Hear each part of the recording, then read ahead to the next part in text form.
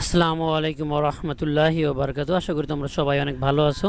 আজকে আমরা এই ভিডিওতে আলোচনা করতে চলেছি বাংলা প্রথম পত্র যে পরীক্ষা হয়েছে দিনাজপুর বোর্ডের, সেই পরীক্ষার সমাধান নিয়ে। এটি হচ্ছে সেট গ। তো তোমরা যার যার যে সেট আছে সেই অনুযায়ী তোমরা মিলিয়ে নিবে। তো এখানে প্রথম প্রশ্ন করছে যে এই বাংলায় তোমাকে আসতেই হবে হে স্বাধীনতা পংক্তিতে পংক্তিতে প্রকাশ পেয়েছে প্রতীক্ষা, দৃঢ় প্রত্যয় এবং অধীর আগ্রহ। এটি হচ্ছে আবার আসিবে এই এটা হচ্ছে আমাদের তোমাকে পাওয়ার জন্য হে স্বাধীনতা শামসুর রহমানের রচিত সেই কবিতার একটি অংশ থেকে এই প্রশ্নটা করা হয়েছে। তো তিনটাই হচ্ছে এখানে রাইট। তো যেখানে মূল্যবোধের মূল্য পাওয়া হয় না সেখানে কি নেই, এটি হচ্ছে শিক্ষা ও মনুষ্যত্ব প্রবন্ধ থেকে মোতাহের হোসেন চৌধুরীর লেখা। তো শিক্ষার মূলত কাজ হচ্ছে এখানে মূল্যবোধ তৈরি করা। পড়েছে কুটির তুমি পরনিক নুয়ে এ চরণে প্রকাশ পেয়েছে উমর রাদিয়াল্লাহু আনহুর সাম্যবাদিতা। রোয়াক শব্দের অর্থ কি? বারান্দা। এখানে থাকার নাম সর্বত্রই থাকে, এখানে থাকার নাম সর্বত্রই থাকা, স্বদেশের প্রেমের অনুভূতি, এটা এখানে চরণে প্রকাশ পেয়েছে। এ চরণের মাধ্যমে কবির নিজের দেশের প্রতি গভীর মমতা ও স্বদেশের অস্তিত্বের মাঝে নিজেকে বিলীন করে দেওয়ার স্বদেশের প্রেমের অনুভূতির কথা প্রকাশ পেয়েছে। হযরত মুহাম্মদ সাল্লাল্লাহু আলাইহি ওয়াসাল্লাম কথায় সত্য প্রচার করতে গিয়েছিলেন তায়েফে। এটি হচ্ছে সে মোহাম্মদ ওয়াজেদ আলীর লেখা মানুষ মোহাম্মদ সাল্লাল্লাহু আলাইহি ওয়াসাল্লামের প্রবন্ধের উল্লেখ আছে। তায়েফে তিনি যখন যান তখন এখানে নির্যাতিত হয়েছিলেন অনেক। শিশিরের জলে কি ভিজবে না?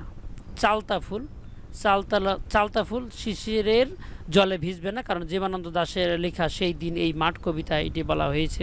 এরপরে আছে আমার এমন হয়েছে যে ইচ্ছে করে একদিকে বেরিয়ে যায় সর্বজয়, এ কথার কারণ কি? দারিদ্র্যের কষাঘাত। এখানে একটা উদ্দীপক দেওয়া আছে, উদ্দীপকে তোমার পঠিত কোন রচনার সাথে মিল আছে? বই পড়ার সাথে মিল আছে।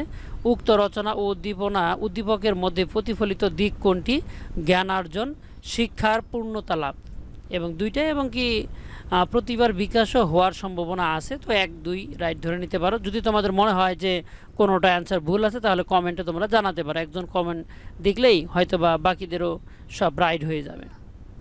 জীবন বিনিময় কবিতায় বর্ণিত প্রীতি স্নেহের কাছে কি পরাজয় মেনেছে?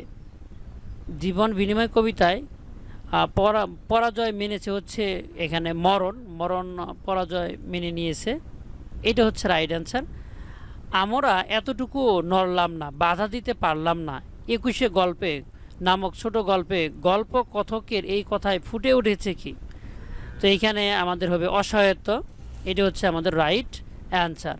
13 নম্বর এখানে বলছে প্রবাস বন্ধু গল্পে ফুটে উঠেছে আফগানিস্তানের হচ্ছে প্রাকৃতিক সৌন্দর্য, খাদ্যাভ্যাস, মানুষের জীবন আচরণ। 1, 2, 3 তিনটাই হচ্ছে রাইট অ্যান্সার।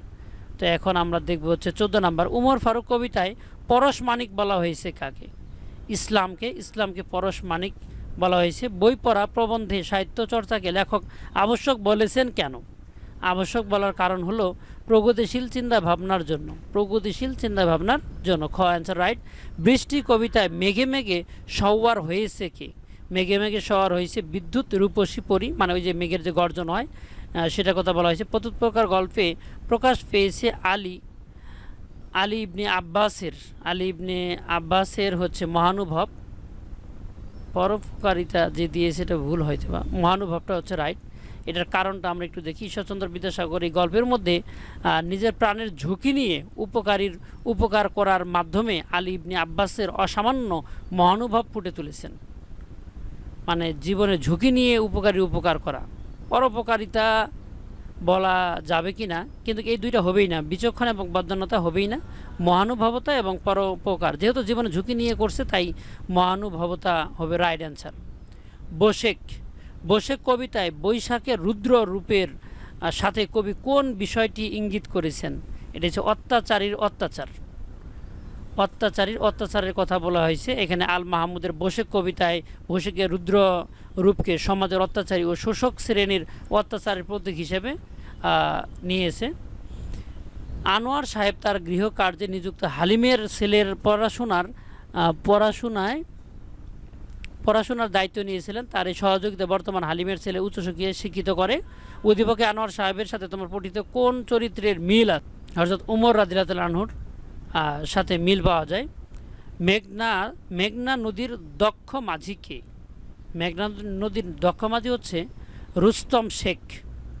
কারণ হচ্ছে সাহিত্যিক রেফারেন্স অনুযায়ী মেঘনা নদীর সেই সাহসী ও দক্ষ মাঝির নাম হচ্ছে রুস্তম শেখ। এখানে একটা উদ্দীপক দেওয়া আছে, উদ্দীপকে ঝুমার সাথে জীবন বিনিময় কবিতায় কার অমিল রয়েছে? সেটা হচ্ছে বাবরের অমিল রয়েছে, বাবরের। উদ্দীপকে ঝুমার বাবার দারিদ্র হওয়ার কারণে চিকিৎসা করতে পারছেন না, কিন্তু সম্রাট বাবর ছিলেন একজন শক্তিশালী সম্রাট যিনি সর্বোচ্চ চেষ্টা করেছিলেন, তাই ঝুমার বাবার সাথে সম্রাটের অর্থনৈতিক প্রেক্ষাপটের অমিল রয়েছে। ঝুমার সাথে এরূপ অমিল থাকার কারণ কি? এরূপ অমিল থাকার কারণ হচ্ছে অর্থনৈতিক অসঙ্গতি, অপ্রতুল চিকিৎসা। সিদ্ধান্তহীনতা নয়, 1 আর 2 হচ্ছে একদম নিঃসন্দেহে রাইট এখানে। তো আমরা এবার দেখব হচ্ছে আমাদের 23 নম্বর প্রশ্ন। 23 নম্বর প্রশ্নে বলছে, আমি এমন এক নারীর সন্তান, সাধারণ শুষ্ক মাংসই ছিল, যার নিত্যকার আহার্য। এই কথা প্রকাশ পেয়েছে হযরত মুহাম্মদ সাল্লাল্লাহু আলাইহি সাল্লাম এর মানবিকতা বোধ। এটা হচ্ছে রাইট অ্যান্সার, মানবিকতা বোধ। ডেমোক্রেসি কিসের সার্থকতা বোঝে না? সাহিত্যের সার্থকতা বোঝে না। এজন্য পৃথিবীতে যত স্থান আছে ওই স্থানে আমার সর্বাপেক্ষা প্রিয়। আলী ইবনে আব্বাসের এই উক্তিটি প্রকাশ পেয়েছে মমত্ববোধ। এটা হচ্ছে রাইট অ্যান্সার। কপোতাক্ষ নদ কবিতায় প্রজা বলতে কাকে বোঝানো হয়েছে? এটা তো সবারই জানার কথা, কপোতাক্ষ নদকে প্রজা বলতে বোঝানো হয়েছে, আর রাজা হচ্ছে এখানে সাগর। নিমের হাওয়া ভালো, থাক কেটো না কথাটি বলেছিলেন কে? বিজ্ঞরাই কথাটা বলেছিল। বনফুলের নিম গাছ গল্পে উল্লেখ আছে, বাড়ির পাশে গজালে বিজ্ঞরা খুশি হন, বলেন নিমের হাওয়া ভালো, থাকুক থাকুক কেটো না, থাক কেটো না, এই ধরনের কথা বলেছিল। প্রবাস বন্ধু গল্পে আব্দুর রহমানকে যে অর্থে হরফুল মোল্লা বলা হয়েছে, সর্ববিদ্যায় পারদর্শী, সেই জন্য হরফুল মোল্লা বলা হয়েছিল। বসে কবিতায় বিভেদকারী পরগাছা বলতে কি বোঝানো হয়েছিল? বিভেদকারী পরগাছা বলতে শোষকদেরকে বোঝানো হয়েছিল এখানে। এই কবিতায় পরগাছার মতো যারা সাধারণ মানুষের রক্ত চুষে খায় ওই শোষক শ্রেণীকে ইঙ্গিত করা হয়েছে। সুভার প্রকৃত নাম কি ছিল? এটা হচ্ছিল সুভাষিনী। সুভাষিনী হচ্ছে সুভার প্রকৃত নাম। তো এই ছিল তোমাদের সম্পূর্ণ প্রশ্নের সমাধান। আশা করি তোমরা তোমাদের সম্পূর্ণ প্রশ্নের সমাধান দেখতে পেয়েছো, এবং তোমরা আরেকটি কাজ করবে, যদি কোনো প্রশ্নের ভুল এখানে উত্তর থেকে থাকে তাহলে অবশ্যই তোমরা কমেন্টে জানাবে। আর তোমরা অবশ্যই কমেন্ট চেক করে যে ভালো থাকো, সুস্থ থাকো, দেখা হবে নেক্সট ভিডিও।